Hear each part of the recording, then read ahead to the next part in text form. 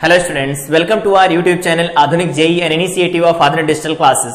Previous class में हम लोगों ने कंप्लीट कर लिया था electric flux and Gauss theorem, जिसमें हम लोगों ने इलेक्ट्रिक फ्लक्स के बारे में डिटेल बात की थी, साथ में गॉस थ्योरम पढ़ा था, एप्लीकेशंस ऑफ गॉस थ्योरम पढ़ा था, calculation of electric flux with the help of solid angle भी हम लोगों ने देखा था कि सॉलिड एंगल का कॉन्सेप्ट यूज करके इलेक्ट्रिक फ्लक्स की वैल्यू कैसे निकाल सकते हैं। साथ ही इलेक्ट्रिक फ्लक्स और गॉस थ्योरम से रिलेटेड जेई एडवांस के और जेई मेन के जो पीवाईक्यूज थे, प्रीवियस ईयर के क्वेश्चंस थे, उनको भी हम लोग डिस्कस कर चुके हैं। आज की क्लास में हम लोग स्टार्ट कर रहे हैं इलेक्ट्रिक पोटेंशियल। तो आज फर्स्ट क्लास होगी इलेक्ट्रिक पोटेंशियल की, जिसमें हम लोग बात करेंगे work done to move a charge in an electrostatic field. अगर किसी इलेक्ट्रोस्टैटिक फील्ड के अंदर कोई चार्ज मूव करता है तो उसका वर्क डन कैसे लिखा जाता है। Electric potential and potential difference के बारे में बात की जाएगी। Potential due to point charge हम लोग देखेंगे, potential due to collection of charges देखेंगे। कलेक्शन ऑफ चार्जेस में कंटिन्यूअस चार्जेस भी होंगे, डिस्क्रीट सिस्टम भी होगा कि अगर डिस्क्रीट ऑर्डर में अगर चार्जेस अरेंज रहते तो कैसे लिखा जाता है, उनकी वजह से पोटेंशियल। साथ में हम लोग देखेंगे calculation of potential difference, potential difference की कैलकुलेशन कैसे की जाती है। देन आफ्टर हम लोग स्विच कर जाएंगे potential difference in uniform electric field. जैसे यहाँ पर फिगर बनाए गए कि इलेक्ट्रिक फील्ड जो ये दिया गया है, इसमें दो पॉइंट कंसीडर किए जाए, ए और बी। ए बी पैरेलल है ई के, ए बी जो यहाँ पर है परपेंडिकुलर है ई के, तो क्या निकल के आता है पोटेंशियल का डिफरेंस, इन सब के बारे में बात की जाएगी। तो आइए स्टार्ट करते हैं और देखते हैं अपनी पहली हेडिंग जो कि दी गई है work done to move a charge in an electrostatic field. पहले हम क्या करते हैं, एक फील्ड बनाते हैं यहां पर कुछ इस तरह का, ये कुछ फील्ड बना लेते हैं, कुछ ऐसा फील्ड बनाया गया है। ये इलेक्ट्रिक फील्ड लाइंस हैं, ये दूसरी इलेक्ट्रिक फील्ड लाइंस है, ये तीसरी इलेक्ट्रिक फील्ड लाइंस है। तो ये इलेक्ट्रिक फील्ड लाइंस बनाई गई हैं। इस पर दो पॉइंट मान लिए जाते हैं। एक पॉइंट यहां कहीं पर मान लेते हैं जिसको हमने कहा पॉइंट 1 है ये, और एक पॉइंट यहां कहीं पर है, यहां कहीं पर पॉइंट 2 है। फील्ड हर जगह पर है। यहां से हम यहां लेकर के आ रहे हैं किसी चार्ज को, तो अगर इस चार्ज को यहां से लेकर के आया जाए, इस रास्ते से होकर के यहां पर चार्ज मान लेते हैं, क्यों दिया गया है इस चार्ज क्यों को, इलेक्ट्रिक फील्ड के अंदर हम इसे लेकर के आ रहे हैं पॉइंट 2 के ऊपर। तो जो एक्सटर्नल एजेंट होगा वो हमें देखना है। तो सबसे पहले लिखते हैं F जो इसके ऊपर फोर्स लगेगा, इलेक्ट्रिक फील्ड जो इसके ऊपर फोर्स लगाया जाएगा वो क्या लिखा जा सकता है, तो वो लिखा जा सकता है Q × में क्या लिख सकते हैं, E वेक्टर लिख सकते हैं।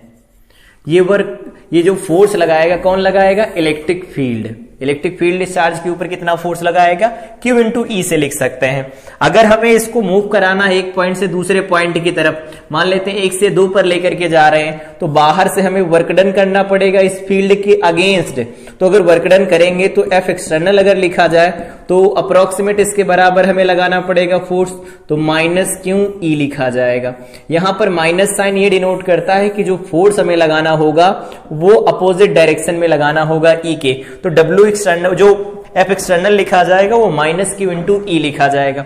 अब अगर यहां से वर्क डन की कैलकुलेशन हम लोग देखें, W = लिखा जाएगा या W एक्सटर्नल एजेंट की वजह से, एक्सटर्नल एजेंट की वजह से जो W लिखा जाएगा वो क्या लिखेंगे, वो लिखा जाएगा यहां पर छोटा सा, अगर ये जो चार्ज डिस्प्लेस किया गया है यहां पर डिस्प्लेसमेंट मान लेते छोटा सा हो रहा है dl, तो उसको ऐसे लिखा जा सकता है F एक्सटर्नल × में क्या लिख सकते हैं, dl लिख सकते हैं। dl डिस्प्लेसमेंट होगा छोटा सा, तो छोटा सा डिस्प्लेसमेंट होगा, तो यहां पर ऐसे देख सकते हैं।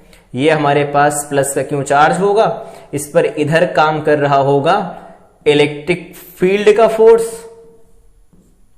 इलेक्ट्रिक फील्ड का फोर्स काम कर रहा होगा, तो इसके अगेंस्ट हमें F एक्सटर्नल लगाना पड़ेगा।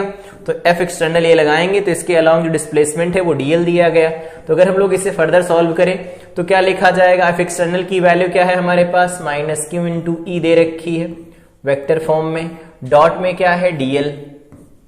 ठीक, तो W एक्सटर्नल की वैल्यू अगर इन जनरल लिखी जाए तो क्या लिख सकते हैं, W एक्सटर्नल मतलब एक्सटर्नल एजेंट का जो वर्क डन लिखा जाएगा इलेक्ट्रोस्टैटिक फील्ड में वो क्या लिखेंगे, -Q को बाहर लिख लेते हैं, यहां पर इंटीग्रेशन लगाएंगे तो वो क्या लिखा जा सकता है, E vector dot dl vector लिखा जाता है। तो अगर किसी इलेक्ट्रोस्टैटिक फील्ड के अंदर कोई चार्ज पार्टिकल चलता है तो एक्सटर्नल एजेंट कितना वर्क डन करता है वो इस फार्मूले से दिया जाता है, W external = -Q × E dot dl लिखा जाता है। यहां से अगर हम लोग देखें कि W एक्सटर्नल में माइनस लिखा गया, अगर लिखा जाए W इलेक्ट्रिक फील्ड जो करेगा तो वो लिखा जाएगा पॉजिटिव साइन के साथ, तो वो लिखा जाएगा यहां पर E vector dot dl vector. तो इलेक्ट्रोस्टैटिक फील्ड का जो वर्क डन होगा इस तरह से लिखा जाएगा अगर फील्ड वर्क डन करता है, और यहां पर एक्सटर्नल एजेंट जो वर्क डन करता है वो माइनस साइन लगा करके लिखा जाता है। तो उम्मीद है कि जो फार्मूला है वो समझ में आया होगा कि work done to move charge in electrostatic field, अगर इलेक्ट्रोस्टैटिक फील्ड पहले से प्रेजेंट उसमें अगर कोई चार्ज मूव करता है तो एक्सटर्नल एजेंट को कितना वर्क डन करना पड़ेगा एक पॉइंट से दूसरे पॉइंट पर मूव कराने के लिए, तो वो यहां से लिखा जा सकता है। ठीक है, ये फार्मूला क्लियर हुआ। इसके बाद हम लोग एक क्वेश्चन के साथ इस फार्मूले को अप्लाई करना सीखते हैं। तो क्वेश्चन दिया गया है, ए charge particle Q -10 microcoulomb is carried along OP and P Q. OP पहले फिर पी क्यू जा रहा है, फिर बैक टू ओ पर वापस आ रहा है, फिर कह रहे हैं कि इलेक्ट्रिक फील्ड दिया गया है, find the work done by the external agent. यहां पर अलग अलग पाथ हैं, तो हर एक पाथ में सबसे पहले हम वर्क डन निकालने की कोशिश करते हैं। सोल्यूशन, पाथ कौन सा लिया जाता है, O से लगा करके हम लोग जा रहे हैं कहां, P तक जा रहे हैं। तो यहां पर डिस्प्लेसमेंट कहां है, तो डिस्प्लेसमेंट अलोंग किसके है, तो ये डिस्प्लेसमेंट अलोंग दिया गया है एक्स एक्सिस। तो एक्स एक्सिस के अलोंग अगर डिस्प्लेसमेंट दिया गया होगा तो हम यहां से लिख सकते हैं कि जो वर्क डन लिखा जाएगा बाय एक्सटर्नल एजेंट वो तो माइनस क्यों लगा करके लिखेंगे, यहां इंटीग्रेशन लिखेंगे तो ई का एक्स कंपोनेंट लिखा जाएगा, इनटू में डीएक्स लिखा जाएगा। तो माइनस क्यों लिखा जाएगा, माइनस क्यों लिख देंगे, क्योंकि वैल्यू दे रखी तो रख लेते हैं। माइनस क्यों की वैल्यू क्या है 10 माइक्रोकूलम, -6 से बदल लेते हैं, और यहां पर x कंपोनेंट लिखा जाएगा तो वो दिया गया x component x plus 2y, into में क्या लिखा जाएगा, dx लिखा जाएगा। अब यहां पर y है तो x एक्सिस के अलोंग अगर चल रहे होंगे तो हम यहां पर पुट कर सकते हैं y की वैल्यू 0 होगी, ऑफ कोर्स y की वैल्यू 0 होगी, इंप्लाइज दैट w एक्सटर्नल कितना निकल के आएगा, जब हम o से p की तरफ बढ़ रहे होंगे तो वो निकल के आएगा माइनस, इसे लिख सकते हैं 10 to the power -5, यहां पर बनेगा x dx, और इंटीग्रेशन की लिमिट कहां से कहां तक जाएगी, तो 0 से लगा करके 2 तक जाएगी, तो 0 से लगा करके 2 तक जाएगी x की लिमिट। तो यहां पर हम लोग लिख देंगे, ये बचेगा सिर्फ x, तो इसे लिख देंगे x² डिवाइडेड बाई में 2 इंटीग्रेशन होगा, और यहां पर हम लोग सॉल्व कर देंगे 0 से लगा करके 2, तो ये वैल्यू क्या मिल जाएगी हमारे पास -10 to the power -5, और यहां पर लिखा जा सकता है x to the power 2, तो यहां पर 2 की पावर लिख देंगे 2 डिवाइडेड बाई में 2 बनेगा, -0 का स्क्वायर डिवाइडेड बाई में 2 बनेगा, लिमिट पुट कर देंगे, सॉल्व करेंगे तो क्या मिलेगा, देखो 4 बनेगा, 2 तो 2 आएगा निकल के, तो इसे लिख सकते हैं हाफ, जहां पर क्या लिख देंगे हम, तो ये वैल्यू लिखी जाएगी 4/2 दैट इज 1/2, ऐसा लिखेंगे। माइनस साइन ऑलरेडी यहां पर लगा हुआ है तो -1/2 लिख सकते हैं, इनटू में 10 to the power क्या लिखा जाएगा, तो ये माइनस का लिखा जा सकता है 5, ये वैल्यू मिलेगी हमें, तो इतना तो हम इसे जूल में लिख देंगे, इतने जूल हमें वर्क डन करना पड़ेगा जब हम O से P की तरफ जाएंगे। अब अगला पाथ क्या है, P से Q की तरफ बढ़ेंगे, तो P से Q की तरफ बढ़ेंगे तो उसके लिए क्या लिख सकते हैं, सेकेंड केस है हमारे पास, P से Q की तरफ अगर हम बढ़ते हैं तो यहां पर जो डिस्प्लेसमेंट है, डिस्प्लेसमेंट वो किसके अलोंग है, तो अलोंग y एक्सिस के अलोंग डिस्प्लेसमेंट है, तो यहां पर हम लोग लिखेंगे w एक्सटर्नल इस पार्ट का, तो वो लिखा जाएगा -10 इंटू 10 to the power -6, ये चार्ज हो गया, इनटू में यहां पर लिखा जाएगा वो कितना लिखेंगे हम, तो E वाला कौन सा कंपोनेंट लिखेंगे, y कंपोनेंट, तो E का y कंपोनेंट क्या दिया है हमें, वो दे रखा है 2x, ये लिखा जाएगा 2x, इनटू में यहां क्या लिखेंगे, dy लिखेंगे। लेकिन यहां पर देखते हैं, अगर यहां से यहां बढ़ेंगे तो x की वैल्यू क्या होगी, x हमेशा 2 रहने वाला है, तो रिप्लेस कर देते हैं किससे, यहां पर कहां से कहां तक जा रहे होंगे, y में, तो y में बढ़ेंगे 0 से लगा करके 2 तक जाएंगे, तो यहां 0 से लगाकर 2 तक जाएंगे, लेकिन x की वैल्यू 2 लिखी जाएगी, तो w एक्सटर्नल जो लिखा जाएगा वो माइनस ये 10 की घात -5 लिखेंगे, 10 to the power -5, यहां पर क्या निकल के आएगा, तो इसे लिखेंगे तो ये बन जाएगा 2, तो ये बन जाएगा यहां पर 4 चलाएगा बाहर, और इनटू में क्या लिखेंगे, तो बनेगा dy और dy में लिखेंगे तो y बनेगा और y पर लिमिट लगेगी 0 से लगा करके 2 तक की। सॉल्व कर देंगे फर्दर तो -10 टू द पावर -5 बनेगा और यहां पर बन जाएगा देखो 2 - 0 2 बनेगा, 4 to 8 बनेगा, मतलब -8 इंटू 10 टू द पावर क्या बन जाएगा -5 बन जाएगा। इतना जूल वर्क डन करना पड़ेगा हमें P से Q जाने में। फर्दर अगर बात करें अगले पाथ की तरफ तो अगला पाथ होगा Q से हम वापस आएंगे U की तरफ, तो ये इक्वेशन क्या होगी तो हम लोगों को पता है y = x इक्वेशन होगी। y में भी चेंज हो रहा है, x में भी चेंज हो रहा है, तो अगर हम लोग Q से वापस आ रहे हैं O की तरफ तो यहां पर डिस्प्लेसमेंट जो होगा वो दोनों साइड में लिखा जाएगा। तो यहां से हम लोग लिख सकते हैं work done by the external agent to move the charge from Q to O, W = -10 to the power यहां पर लिखा जाएगा -6 और यहां पर क्या लिखा जाएगा तो x भी लिखेंगे y भी लिखेंगे, x + 2y इंटू में लिखा जाएगा dx प्लस यहां पर लिखा जाएगा, बाहर कर लेते हैं इसे, दूसरा क्या है 2x है, इंटू में क्या लिखा जाएगा dy लिखा जाएगा। और ये लिमिट कहां से कहां तक जाएंगी तो x की लिमिट और y की लिमिट की वैल्यू हमें पुट करनी है। तो यहां से देखते हैं x की लिमिट कहां से है तो 2 से लगा करके 0 तक जाएगा, तो यहां पर लिखेंगे 2 से लगा करके 0 तक जाएगा, y भी 2 से लगा करके 0 तक जाएगा। अब आगे यहां पर y लिखना है तो हम यहां x को x = y से रिप्लेस कर देंगे क्योंकि इक्वेशन वही दी गई है। तो W एक्सटर्नल जो निकल के आएगा that will be 10 to the power of -5। यहां पर क्या लिखेंगे तो यहां पर अगर हम x लिखेंगे तो बन जाएगा 3x, तो इसे लिख देंगे हम 3x और ये बन जाएगा dx, 2 से लगा करके 0 तक बनेगा, प्लस लगाएंगे यहां पर लिख देंगे 2y क्योंकि x को y से रिप्लेस कर देंगे, 2 से लगा करके 0 तक, यहां dy बन जाएगा। अब सॉल्व कर देते हैं तो ये वैल्यू बनेगी 10 टू द पावर ऑफ -5। इसे लिख सकते हैं 3 को बाहर कर देंगे, ये बन जाएगा देखो x² 2, तो यहां पर बन जाएगा x² 2 - 2² 2 बनेगा और ये वैल्यू लिखी जाएगी, ये वैल्यू लिखी जाएगी और प्लस यहां पर 2 को बाहर कर देते हैं और जब हम इसे लिखेंगे तो y² 2 लिखेंगे, 2 से 2 कटेगा तो y² में लिखेंगे तो 0 का स्क्वायर बन जाएगा, माइनस में 2 का स्क्वायर बन जाएगा। सॉल्व कर देते हैं, ये वैल्यू मिलेगी -5। यहां देखते हैं ये तो 0 हो गया, ये 2 बनेगा, 3 2 6 बन जाएगा और यहां पर -6 बनेगा, ध्यान रखना। और ये माइनस में होता है, पहले से तो माइनस में चल रहा है, इसको माइनस में रखना है, ध्यान रखना इस बात का। तो ये माइनस में पहले से चल रहा है, ठीक है। इधर क्या बनेगा तो इधर -4 बन जाएगा, तो -4 बन जाएगा। इसे लिखेंगे तो क्या लिख सकते हैं माइनस माइनस प्लस, ये 10 लिखेंगे, 10 टू द पावर ऑफ -5 लिखा जाएगा। इतने जूल वर्क डन हमें करना पड़ेगा। अलग अलग पाथ का वर्क डन निकाल लिया। अब क्या बताना है, उन्होंने कहा है ईच पार्ट का तो हो गया। इसे अगर लिखा जाए तो क्या लिख सकते हैं हम लोग, पावर 6 में लिखें या ऐसे ही लिखा रहने देते हैं। यहां पूछा राउंड ट्रैप, वापस उसी पर आ जाए तो कितना वर्क डन होगा, तो राउंड ट्रिप में अगर हम जाएंगे तो क्या होगा, सबको ऐड कर लेंगे तो पहला निकल के क्या आया है, half into 10 to the power -5, तो -12 into 10 to the power of -5, ठीक है। और दूसरा क्या होगा, तो दूसरा निकल के कितना आया है, -8 into 10 to the power of -5 निकल के आया है। और ये क्या निकल के आया है, तो ये वैल्यू निकल के आई है +10 into 10 to the power of -5, ये वैल्यू निकल के आई है, ये ऐसा आया।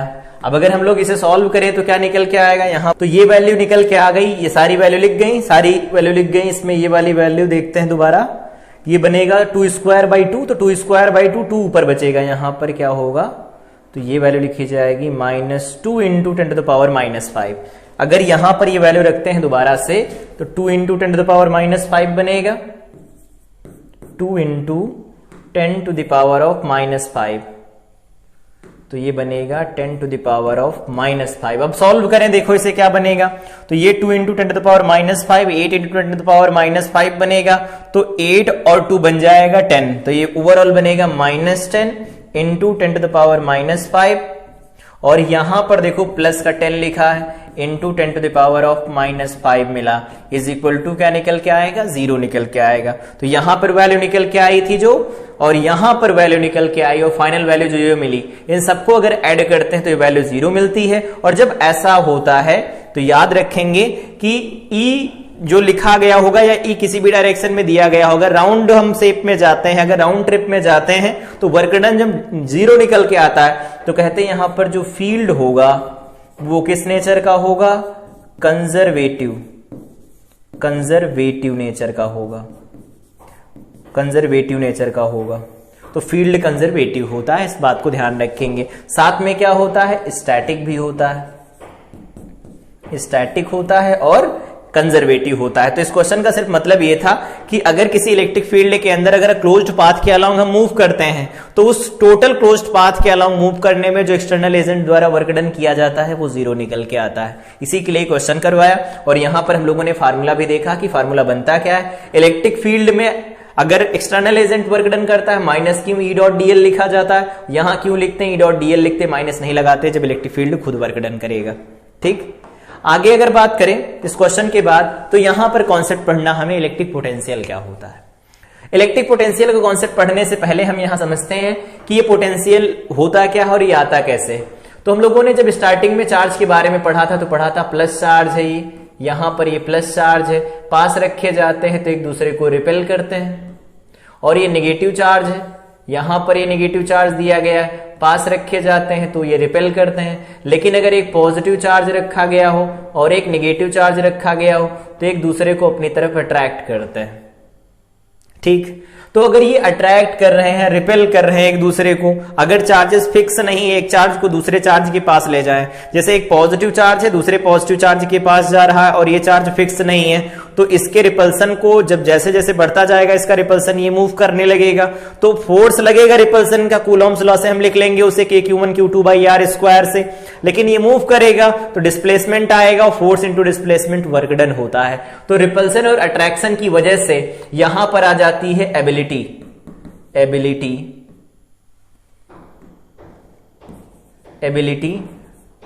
To do work, ability to do work, ability to do work. जो एबिलिटी टू डू वर्क होती है इसी को हम कहते हैं पोटेंशियल। लेकिन पोटेंशियल कॉन्सेप्ट यहां से हम डायरेक्ट रिलेट करते नहीं हैं, उसको पहले ऐसे समझते हैं, जो अभी हम लोगों ने पढ़ा उससे रिलेट करने की कोशिश करते हैं। अभी हम लोगों ने देखा कि अगर किसी इलेक्ट्रोस्टैटिक फील्ड के अंदर अगर कोई चार्ज चलता है तो एक्सटर्नल एजेंट की वजह से जो वर्क डन लिखा जाता है that is minus of Q integration E dot DL लिखा जाता है। इस तरह से हम लोग लिखते हैं, अभी देखा फार्मूला भी निकाला। तो अगर ये फार्मूला हम लोग देखें दोबारा से कि इसमें वर्क डन जो किया जाएगा एक्सटर्नल एजेंट की वजह से वो चार्ज पर डिपेंड करेगा। मतलब चार्ज ज्यादा होगा तो वर्क डन ज्यादा करना पड़ेगा, चार्ज का मैग्नीट्यूड कम होगा तो वर्क डन कम करना पड़ेगा। इसको ऐसे समझ सकते हैं, अगर इस तरह से डिफाइन कर दिया जाए, वर्क डन पर यूनिट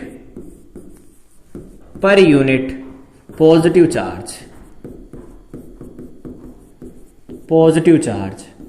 अगर work done per unit positive charge लिख लिया जाए, मतलब W एक्सटर्नल डिवाइडेड बाय में Q work done per unit charge होगा, तो यहां से जो वैल्यू निकल के आती है ये कांस्टेंट निकल के आती है, कांस्टेंट निकल के आती। और ये जो कांस्टेंट वैल्यू होती है इसी को हम लोग लिखने के लिए यहां पर एक अजम्पशन लेते हैं। इनिशियल पॉइंट, दो पॉइंट के बीच में वर्क डन कराते हैं, तो इनिशियल पॉइंट वो क्या लिया जाता है, अगर इंफिनिटी ले लिया जाए, इंफिनिटी, और जो फाइनल पॉइंट है, final point at some point t, suppose मान लेते हैं पॉइंट P है, इस P पॉइंट पर, मतलब इनिशियल जो पॉइंट है वो इन्फिनिटी और फाइनल पॉइंट कोई पॉइंट P दिया गया है, तो यहां पर जो वर्क डन लिखा जाएगा पर यूनिट टेस्ट चार्ज, उसमें हम डिफाइन करते हैं W इज इक्वल टू, या इसको डिफाइन किया जाता है W external is equal to, क्या लिखा जाएगा, माइनस ऑफ Q, इंटीग्रेशन कहां, इन्फिनिटी से लगा करके किसी पॉइंट P तक अगर आ रहे हो, तो किसी पॉइंट P तक आ रहे होंगे तो P पॉइंट तक लिख लेंगे इसे, तो इसे किसी पॉइंट P तक लिख लेंगे, और साथ में यहां पर क्या लिखा जाएगा, तो ये लिखा जाएगा E vector dot dl vector. इस तरह से हम इसे डिफाइन करते हैं।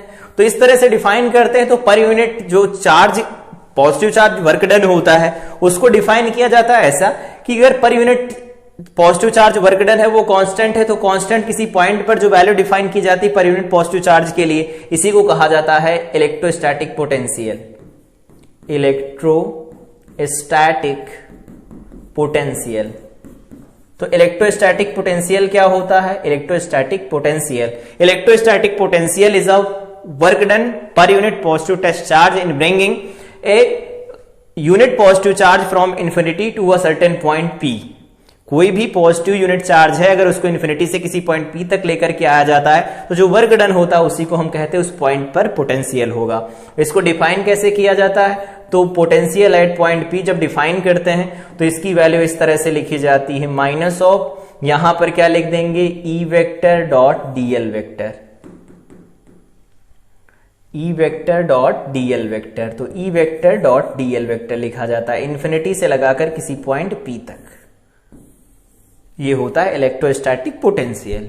तो इलेक्ट्रोस्टैटिक पोटेंशियल का कॉन्सेप्ट कहां से आता है, चार्जेस जो होते हैं रिपेल करते हैं, एक दूसरे को अट्रैक्ट करते हैं, जिसकी वजह से उनके अंदर एबिलिटी आती है किसकी, वर्क डन करने की।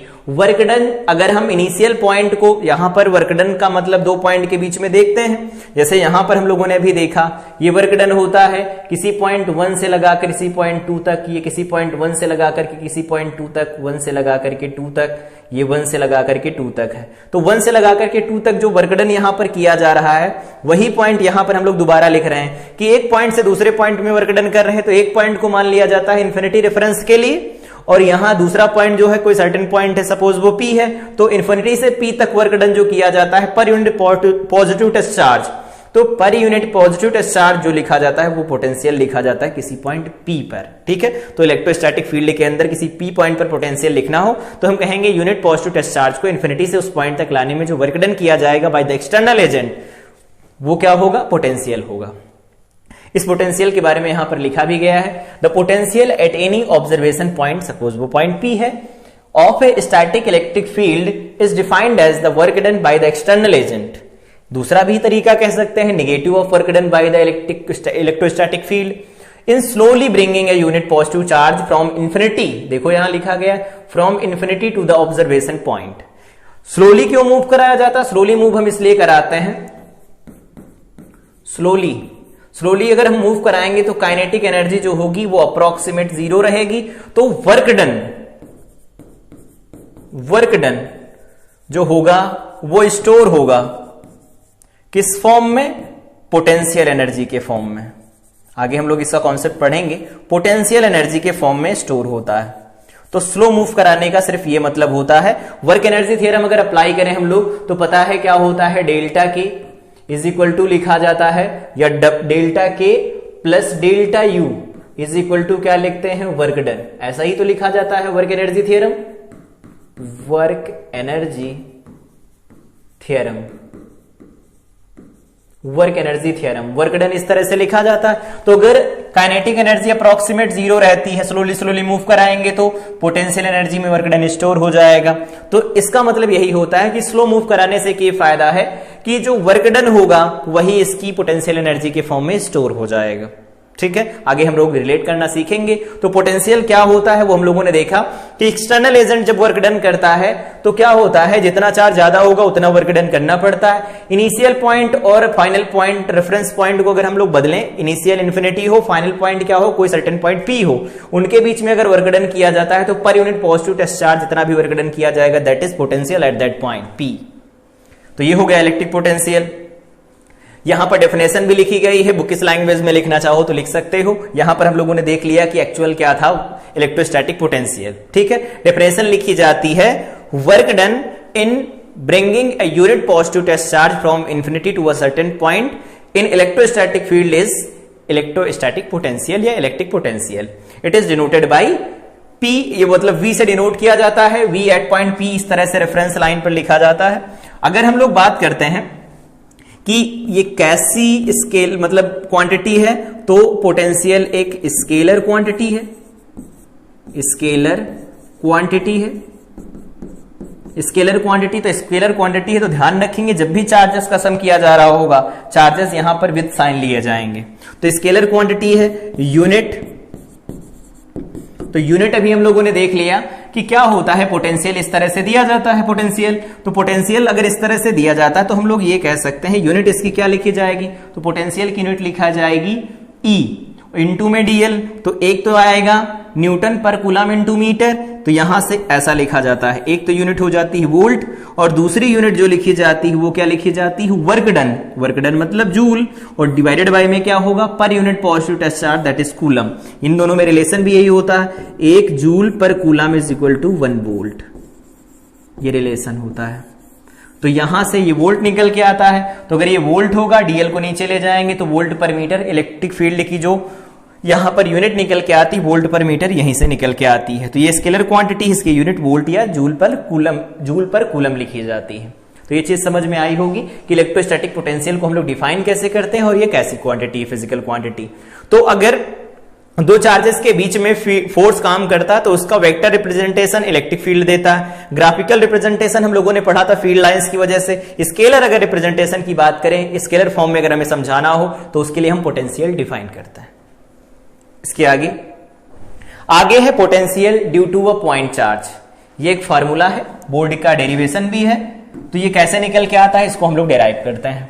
यहां पर मान लेते हैं एक कोई पॉजिटिव चार्ज है, ठीक है, जो कि है कैपिटल Q. ये पॉजिटिव चार्ज है और क्या है, कैपिटल Q दिया गया है. ये कैपिटल Q है.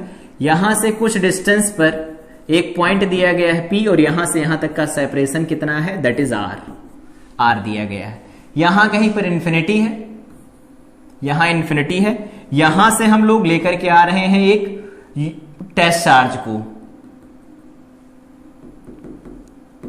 तो अगर टेस्ट चार्ज को हम लेकर के आएंगे, यहां से एक टेस्ट चार्ज को लेकर के आया जा रहा है इस पॉइंट पर. तो अगर इस पॉइंट यहां से टेस्ट चार्ज इधर लेकर के आएंगे तो इसकी वजह से फील्ड बनेगा राइट साइड में बनेगा. लेके आ रहे हैं अंदर की तरफ, तो यहां अब हम लोग ये देखना चाहते हैं कि यहां पर वर्क डन की वैल्यू कैलकुलेट करनी है. तो वर्क डन का फार्मूला हम लोग पोटेंशियल से डायरेक्ट रिलेट कर सकते हैं, या पोटेंशियल का फार्मूला ही लगा लेते हैं. पोटेंशियल एट पॉइंट P क्या लिखा जाएगा, तो वो लिखा जाएगा E डॉट dl. और इसको अगर हम लोग फर्दर सॉल्व करते हैं तो लिखा जाएगा E, और यहां पर लिखा जाएगा माइनस में dl. क्योंकि क्या है, फील्ड रहेगा बाहर की तरफ, हमारे अंदर की तरफ, दोनों के बीच का एंगल जो होगा 180 डिग्री लिखा जाएगा. तो पोटेंशियल एट पॉइंट P क्या लिखा जा सकता है, तो इस चार्ज की वजह से r डिस्टेंस पर जो फील्ड लिखा जाएगा that will B KQ divided by में R स्क्वायर. यहां पर क्या लिखा जाएगा, dl लिखा जाएगा माइनस साइन के साथ कुछ ऐसा. अगर हम लोग इसे फर्दर सॉल्व करें, -1/r बनेगा, माइनस माइनस प्लस बन जाएगा, और यहां पर लिमिट लगेगी इन्फिनिटी से लगा करके r, इन्फिनिटी से लगा करके r. यहां पर इन्फिनिटी से लगा करके r, तो क्या लिख देंगे हम लोग इसे हम लोग लिखेंगे, ये बन जाएगा K Q, और ये बन जाएगा 1/r, क्योंकि -1/r बनेगा, माइनस माइनस प्लस हो जाएगा, और इसे सॉल्व करेंगे तो ये इन्फिनिटी से लगा करके r तक बनेगा. तो यहां से एक्सप्रेशन जो निकल के आएगा that will B KQ divided by में r. ये होगा पोटेंशियल एट पॉइंट P. किसी सर्टेन पॉइंट पर पोटेंशियल जो होगा वो KQ/r लिखा जा सकता है ड्यू टू पॉइंट चार्ज. इसका अगर हम लोग ग्राफ खींचें तो ऐसा बनेगा ग्राफ. यहां इस तरह से, इधर पोटेंशियल लिख लेते हैं, इधर है R. तो अगर पॉजिटिव चार्ज होगा तो कुछ इस तरह से बनेगा, ये नेगेटिव होगा तो कुछ इस तरह से बनेगा. तो यहां पर क्या है, अगर इस पॉइंट के बारे में बात करें तो यहां पर जो R है वो अप्रोच कर रहा है 0 की तरफ, तो V अप्रोच कर रहा है इन्फिनिटी की तरफ. इस पॉइंट के बारे में बात करें तो यहां R अप्रोच कर रहा है इन्फिनिटी की तरफ, तो V अप्रोच कर रहा है 0 की तरफ. ठीक है, यहां पर जो ग्राफ ड्रॉ किया गया है वो 1/r के रिलेशन में बनाया गया ग्राफ है। तो ये है potential due to point charge. Potential due to point charge को दूसरी तरह से भी डिराइव किया जा सकता है। उसका एक्सप्रेशन कैसे लिख सकते हैं? अगर यहाँ पर पॉजिटिव चार्ज है, इसकी वैल्यू क्यू दे रखी है, यहाँ r डिस्टेंस पर एक पॉइंट p दिया गया है और यहाँ कहीं पर मान लेते हैं इन्फिनिटी दे रखा है, और इसमें जो फोर्स लगेगा इसके ऊपर, अगर हम इधर की तरफ बढ़ रहे हैं, मान लेते हैं डिस्प्लेसमेंट कितना dx डिस्प्लेस हुआ है, यहां से यहां तक की डिस्टेंस d है, मतलब x दे रखी है और dx डिस्प्लेसमेंट हुआ, q नॉट टेस्ट चार्ज को लेकर के आ जा रहा है। तो फोर्स की वैल्यू जो लिखी जाएगी वो क्या लिखी जाएगी? तो फोर्स की वैल्यू यहां से लिखेंगे कि capital Q into Q not divided by में x स्क्वायर बनेगा। ये फोर्स बाहर की तरफ लगेगा, हमें अंदर की तरफ फोर्स लगाना, तो इसे माइनस साइन लगा करके लिख लेंगे। ठीक है, साथ में डिस्प्लेसमेंट लिखा जाएगा तो dx लिख लिया जाएगा। अंदर की तरफ डिस्प्लेसमेंट आ रहा है और अंदर की तरफ फोर्स लग रहा है, यहां पर ऐसा लिखा जाएगा। और हमें कहां से कहां तक जाना है? तो इन्फिनिटी से r जाना है। ये w की वैल्यू निकल के आएगी। तो w यहां से निकल के आएगा, तो w देखो क्या निकल के आएगा? q capital Q not divided by में क्या निकलेगा? r निकल के आएगा। अगर हम लोग यहां से बात करें v, तो v लिखा जाएगा w एक्सटर्नल डिवाइडेड बाई में क्या लिख देंगे? तो वो लिखा जा सकता है यहां पर w एक्सटर्नल डिवाइडेड बाई में q नॉट, क्योंकि q नॉट को लेकर के आ जा रहा है, तो यहां से लिखा जाएगा k q डिवाइडेड बाई में r। तो चाहे जिस तरह से सॉल्व करें, दोनों तरफ से यही वैल्यू निकल के आएगी। फोर्स के एक्सप्रेशन से सॉल्व करेंगे तो भी ये आएगा, अगर डायरेक्ट पोटेंशियल का हम कॉन्सेप्ट यूज करते हैं तो भी ये वैल्यू बनेगी।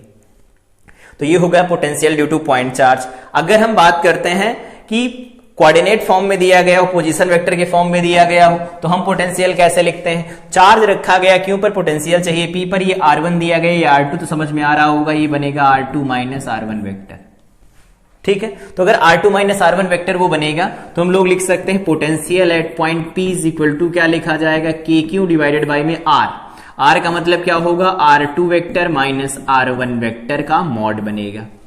ठीक है, तो इस तरह से पोटेंशियल लिखा जाता है अगर उसके पोजीशन वेक्टर दिए गए हो उस पॉइंट के जहां पर हमें पोटेंशियल चाहिए, और जहां पर चार्ज रखा गया हो ओरिजिन के रेस्पेक्ट में अगर उसके पोजीशन वेक्टर दिए गए हो, तो यहां पर इस तरह से हम लगा सकते हैं वैल्यू।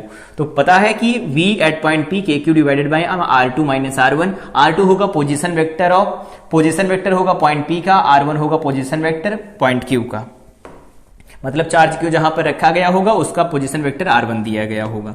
अब अगर बात करें कि potential due to collection of charges की वजह से क्या बनेगा, तो potential due to collection of charges में सबसे पहला है डिस्क्रीट चार्जेस की वजह से। यहां पर ये कोई सिस्टम है बहुत बड़ा सा, इसके अंदर खूब सारे चार्जेस हैं, अलग अलग प्रेजेंट हैं। एक चार्ज यहां पर है Q1, ठीक है, एक चार्ज यहां पर दिया गया है वो है Q2, एक चार्ज यहां कहीं पर दिया गया है दैट इज Q3, एक चार्ज यहां पर दिया गया है ये है Q4। खूब सारे चार्ज हैं और इनकी वजह से एक पॉइंट यहां पर लिया जाता है, पॉइंट P है। ये डिस्टेंस कितनी है? R1। यहां से चलते हैं, ये डिस्टेंस दे रखी है R2, ये डिस्टेंस दे रखी है दैट इज R3, और यहां से जो ये डिस्टेंस दी गई है, ये डिस्टेंस जो दे रखी है इसको हम लोग ऐसे बनाते हैं। यहां से जो डिस्टेंस दे रखी है वो दे रखी है हमारे पास R4, और ये दे रखा R3, और ये क्या है? Q3 दिया गया है।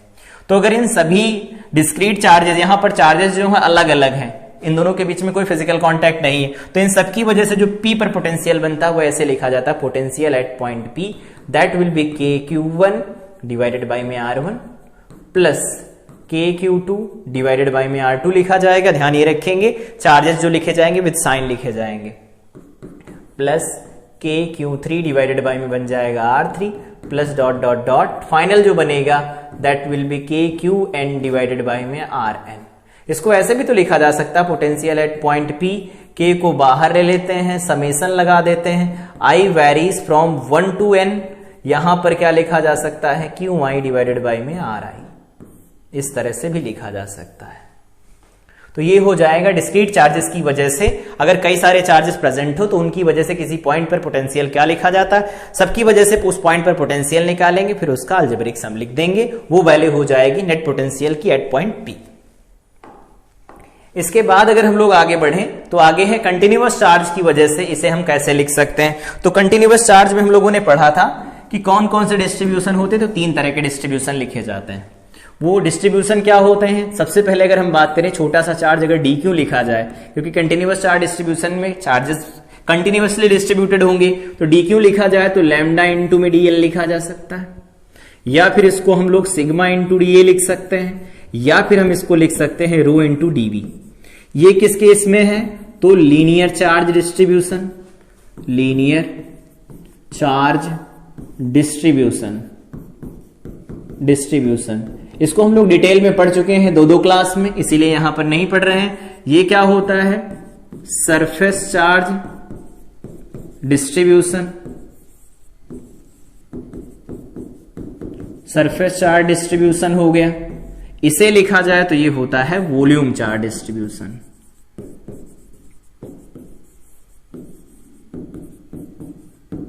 वॉल्यूम चार्ज डिस्ट्रीब्यूशन ये हो गए। तो यहां से अगर छोटा सा एलिमेंट कंसीडर किया जाएगा dq तो उनको इस तरह से लिखा जा सकता है। तो सबसे पहले अगर पोटेंशियल लिखा जाए, potential at some point p, किसी पॉइंट p के ऊपर, तो उसको क्या लिखा जा सकता है k इंटू क्यू। तो क्यू को लिखा जाएगा dq डिवाइडेड बाई में r लिखा जाएगा, यहां पर लीनियर इंटीग्रल होगा तो इसको हम लोग ऐसे लिख सकते हैं k इंटू यहां पर लिखा जा सकता है लैम्डा इंटू में dl डिवाइडेड बाई में r लिखा जाएगा, लाइन इंटीग्रल होगा। ठीक है, तो लाइन इंटीग्रल हो गया।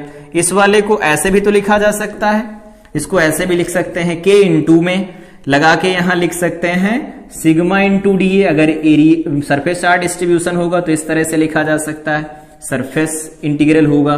k इंटू में लिखा जा सकता है volume charge distribution, rho into dV divided by में r।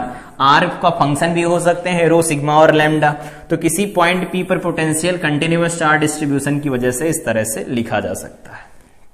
उम्मीद है ये चीज समझ में आई होगी कि कंटिन्यूअस चार्ज डिस्ट्रीब्यूशन की वजह से हम कैसे लिख पाते हैं किसी पॉइंट, गिवन पॉइंट के ऊपर पोटेंशियल। तो इन सब तरीकों से इसे लिखा जा सकता है।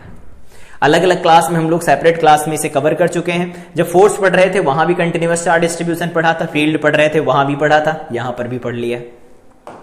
आगे फिर दिया गया calculation of potential difference. Potential difference की कैलकुलेशन कैसे की जाती है। तो पोटेंशियल जो हम लोगों ने डिफाइन किया वो पोटेंशियल एक्चुअली पोटेंशियल का डिफरेंस ही है। क्यों?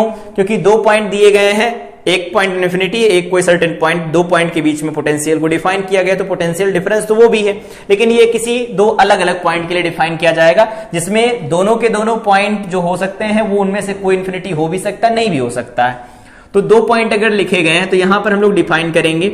मान लेते हैं हमें लिखना है W external, external agent work done करता है किसी पॉइंट 1 से लगा करके 2 की तरफ, और यहां पर लिखा जाता है Q चार्ज। तो ये है work done by the external agent पर यूनिट चार्ज। इसको लिखेंगे एक पॉइंट से दूसरे पर जाएगा तो इसे लिखा जाता है V2 माइनस V1। मतलब क्या है कि अगर कोई फील्ड दिया गया होगा, यहां पर कोई फील्ड दिया गया है, ऐसा कोई फील्ड दिया गया है, और यहां पर एक कोई एक्सटर्नल एजेंट है जो यहां से चलना शुरू करता है, यहां कहीं पर आता है, ये पॉइंट दिया गया है 1, ये पॉइंट दिया गया है 2, तो हम लोग यहां से ये लिख सकते हैं कि 1 से लगा करके 2 की तरफ अगर हम लोग बढ़ रहे होंगे, 1 से लगा करके 2 की तरफ, तो इस रास्ते से आएंगे तो W एक्सटर्नल जो लिखा जाएगा 1 से 2 जाने में वो V2 माइनस V1 लिखा जाएगा। इसको ऐसे भी लिखा जा सकता है W इलेक्ट्रिक फील्ड 1 से लगा करके 2 तक जाएंगे डिवाइडेड बाय में Q अगर लिखा जाए तो उसे हम ऐसे लिखेंगे V1 माइनस V2।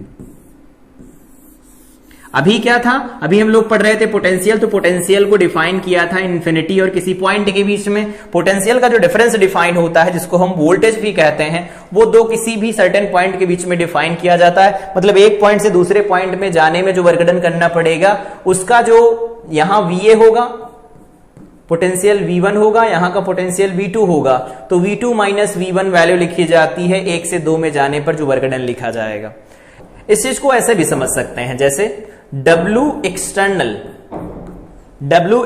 की वैल्यू अगर पॉजिटिव, W एक्सटर्नल की वैल्यू पॉजिटिव का मतलब V2 minus V1 positive, V2 minus V1 positive होगा तो V2 बड़ा होगा किससे, V1 से। तो जो पॉइंट 2 होगा वो हायर पोटेंशियल पर होगा, पॉइंट 1 लोअर पोटेंशियल पर होगा। सिमिलर केस है W एक्सटर्नल अगर 0 हो जाए, W एक्सटर्नल अगर 0 हो जाए तो यहां पर क्या होगा, V1 is equal to V2 हो जाएगा। थर्ड केस है W एक्सटर्नल अगर निगेटिव हो जाए, सपोज अगर निगेटिव हो जाए तो W एक्सटर्नल अगर निगेटिव होता है तो V2 लेस देन V1 बन जाएगा। तो ये यहां से केसेस बन सकते हैं, इस केस में भी, इस केस में भी। तो अलग अलग केस हमें याद रखने पड़ते हैं, तो वो याद रख पाएंगे। पोटेंशियल जो डिफाइन किया जाता है वो इन्फिनिटी और किसी रेफरेंस पॉइंट के बीच में डिफाइन किया जाता है, ये किसी दो सर्टेन पॉइंट्स के बीच में डिफाइन किया जाता है। वो भी एक पोटेंशियल डिफरेंस ही होता है, क्योंकि वहां पर भी 2 पॉइंट इन्वॉल्व होते हैं, यहां पर भी 2 पॉइंट इन्वॉल्व होते हैं। लेकिन याद रखेंगे जो पोटेंशियल का डिफरेंस होता है वो इंडिपेंडेंट होता है रेफरेंस पॉइंट से, independent of reference point. Potential का जो डिफरेंस होता है वो इंडिपेंडेंट होता है किससे? Reference point. रेफरेंस पॉइंट कौन से लिए गए हैं इनसे कोई मतलब नहीं है, उन दोनों के बीच में जो वर्क डन होगा वो डायरेक्ट निकाला जाएगा। तो ये बात ध्यान रखेंगे कि इंडिपेंडेंट होता है रेफरेंस पॉइंट के।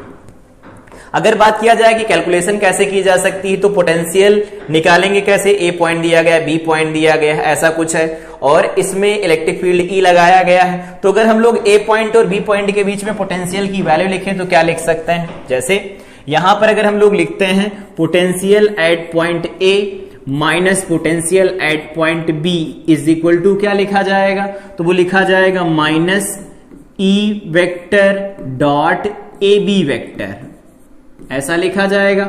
इसे फर्दर सॉल्व करें तो क्या लिख सकते हैं? Minus E vector dot product अगर हटाएंगे तो ये बन जाएगा ए बी, यहां पर लिखा जाएगा कॉस थीटा, जो थीटा दिया गया है।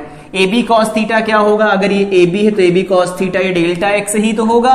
तो यहां से लिख सकते हैं V A minus V B is equal to minus E into delta x. Delta x क्या होता है? तो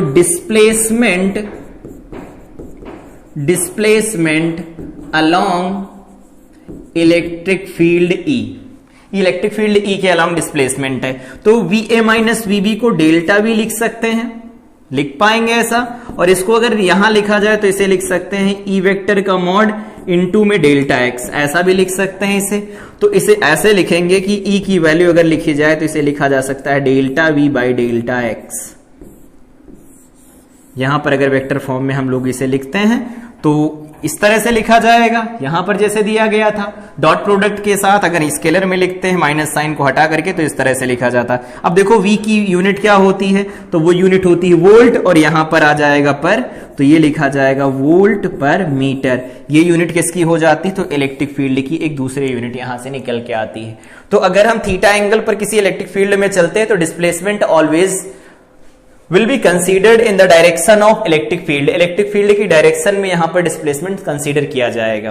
तो जब भी कभी डिस्प्लेसमेंट लिखना हो इलेक्ट्रिक फील्ड की डायरेक्शन में लिखेंगे। अगर नहीं पता तो उसका कंपोनेंट लिखेंगे इलेक्ट्रिक फील्ड की डायरेक्शन में, देन आफ्टर मल्टीप्लाई कराएंगे ई के साथ। यहां पर दो स्पेशल केसेस दिए गए हैं। स्पेशल केस में पहला है कि जो ए बी है वो पैरेलल है किसके? ई के। तो अगर यहां से देखा जाए तो यहां से लिख सकते हैं potential at point B minus potential at point A. अगर हम लोग इसे ऐसे लिखते हैं तो क्या लिखेंगे? यहां पर माइनस ई वेक्टर लिखा जाएगा।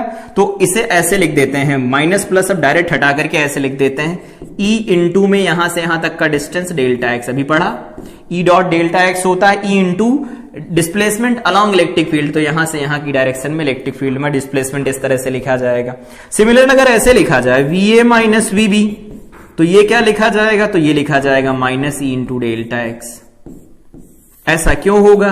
तो ऐसा इसलिए होगा कि इस पॉइंट पर, जैसे अगर कोई यहां पर पोटेंशियल निकालना हो किसी पॉइंट के लिए, इस पॉइंट पर पोटेंशियल, इस पॉइंट पर पोटेंशियल लिखना हो, तो फील्ड की डायरेक्शन में अगर चलते हैं, यहां पर हम लोगों ने अभी देख लिया, यहां पर जो वैल्यू निकल के आई थी वो क्या निकल के आ रही है? यहां से देखेंगे तो delta V is equal to लिखा गया minus E into delta x. यहां से हमें ये पता चलता है, माइनस साइन ये बताता है, यहां पर माइनस साइन ये बताता है पोटेंशियल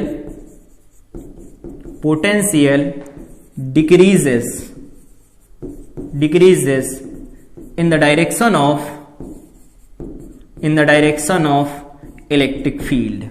माइनस साइन जो यहां पर आ रहा है ना, इसको मॉड लगा करके प्लस कर लिया है, वो यही बताता है कि पोटेंशियल जो होता है वो डिक्रीज करता है, वो घटता है किस डायरेक्शन में जाने पर? फील्ड की डायरेक्शन में। वही कॉन्सेप्ट अगर हम लोग यहां यूज करें, जैसे यहां पर हम लोगों ने जो कॉन्सेप्ट यूज किया है, यहां पर देखो ये वाला पॉइंट ज्यादा आगे निकल गया है इस पॉइंट से, तो इसका पोटेंशियल देखो क्या होगा, कम होगा। तो यहां पर VB की वैल्यू कम होगी किससे, VA से। अभी जो पॉइंट डिस्कस किया उससे तो यही निकल के आ रहा है। तो यहां पर हम लोग लिख देंगे VB माइनस VA, तो E इंटू डेल्टा एक्स लिखा जाएगा, VA माइनस VB तो minus E into delta x लिखा जाएगा। अब अगर यहां इस दूसरे केस में आए, AB is perpendicular to electric field, A और बी जो पॉइंट है उनको मिलाने वाली लाइन वो परपेंडिकुलर है ई के। तो अगर हम लोग यहां से डायरेक्ट फार्मूला जो भी यूज कर रहे थे, ये फार्मूला क्या लिख रहे थे, delta V is equal to लिखा जाता है E into displacement along electric field. तो यहां से लिखेंगे अगर हम लोग V A minus V B is equal to electric field into displacement along electric field, तो यहां पर कोई डिस्प्लेसमेंट ही नहीं है, जीरो हो जाएगा। तो ये वैल्यू जीरो लिखी जाएगी। इसका मतलब V A minus V B या फिर VA is equal to VB लिखा जा सकता है। तो अगर परपेंडिकुलर डायरेक्शन में दो पॉइंट कंसीडर किए जाएं इलेक्ट्रिक फील्ड के अंदर, तो उनकी पोटेंशियल की वैल्यू सेम आती है। अगर वो पैरेलल लाइन ड्रॉ की जाती है तो उनके बीच का जो पोटेंशियल लिखा जाता है electric field into displacement along electric field लिखा जाएगा, तो वो हो जाएगा पोटेंशियल का डिफरेंस उन दोनों पॉइंट के बीच में। ध्यान रखेंगे बाईं तरफ वाला जो पॉइंट, लेफ्ट साइड में जो पॉइंट दिया गया उसका पोटेंशियल ज्यादा होगा, दाहिनी तरफ वाले का कम होगा, क्योंकि यहां पर हम लोगों ने भी देखा माइनस साइन बता रहा था, potential decreases in the direction of electric field. Electric field की डायरेक्शन में अगर जाते तो पोटेंशियल डिक्रीज करता है। तो ये कुछ स्पेशल केसेस थे जो हम लोगों ने डिस्कस किए। यहां पर कुछ नोट पॉइंट है जो हमें याद रखने चाहिए about potential and potential difference. वो पॉइंट क्या है, in the direction of electric field potential always decreases. इसके बारे में भी हम लोगों ने बात किया, क्योंकि यहां पर हमारे पास जो रिजल्ट निकल के आया वो क्या निकल के आया, E is equal to minus delta V by delta X, ये निकल के आया। ठीक है, इस पॉइंट का मतलब हो गया।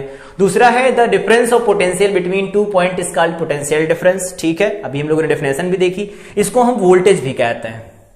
आगे इलेक्ट्रिसिटी में हम इसे यूज करेंगे। तो पोटेंशियल का जो डिफरेंस होता है वो वोल्टेज भी होता है, स्केलर क्वांटिटी होती है, इसके बारे में भी हम लोग बात कर चुके हैं। एसआई यूनिट जो होती है इसकी वो वोल्ट लिखी जाती है। If V and VB are the potential of two points A and B, then the work done by the external agent in taking the charge from Q to A to B. तो देखो W external agent जो A B होगा वो VB minus V ए लिखा जाएगा, और जो electric field का होगा वी ए माइनस वीबी लिखा जाएगा। इस पॉइंट को अभी हम लोगों ने यहां पर देख भी लिया, यहां पर देखा था।